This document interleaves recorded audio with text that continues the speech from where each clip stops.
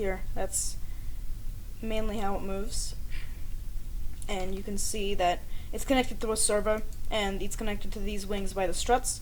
I can level that out, and we can turn on aerodynamics and actually spin these motors up.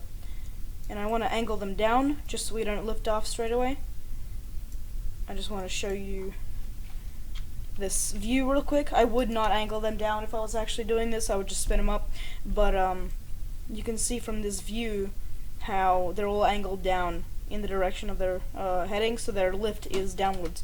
And let's just get this started. This is actually too hard to lift. So my yaw is bound to the angle of attack of these rear torque rotors, and my pitch and roll are bound to these pistons, which are actually 90 degrees offset from where they should be giving pitch because of gyroscopic precession in KSP, which is crazy that it includes that. Anyway, yeah, let's put the collective up on the helicopter. We can see it takes off. It's a little bit finicky because that's it's a swashplate in a video game, which is not really meant to have a swashplate, but it definitely does function. You can let's head towards the VAB as close as we can. This video might be cut a little bit short by me crashing and dying, but that's the consequences. And you can see the pistons moving if you look very carefully. Oops, have to turn up pitch a little bit. You can definitely see it functioning. Maybe not too well, but it's definitely functioning. You can see they stall sometimes just because they move up too quickly with my leveling script on my what is it called, the cal controller. But yeah, this is definitely. Whoops, that was planned. That was a little planned bounce. Let me get as close as I can. Yeah, it does work. Of course, there are going to be explosions, but that's just a consequence of course, making a swashplate in KSP. But it does have all the controls.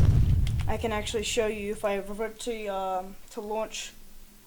We can see how.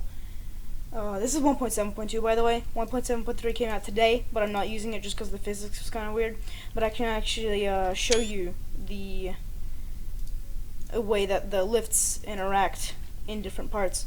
So if we turn it all down, and if we want to roll right, the thing is spinning this way. It's spinning clockwise. So we want to have the lift in the back if we want to roll right, because of gyroscopic precession, it'll actually act 90 degrees past that. So if we press E, we can see the lift happens high in the back and low in the front.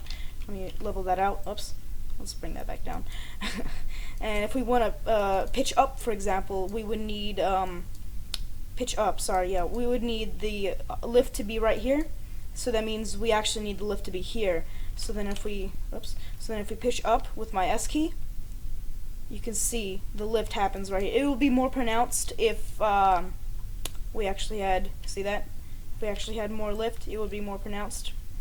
But yeah, it's a fully functioning swashplate. I'm happy with how it turned out.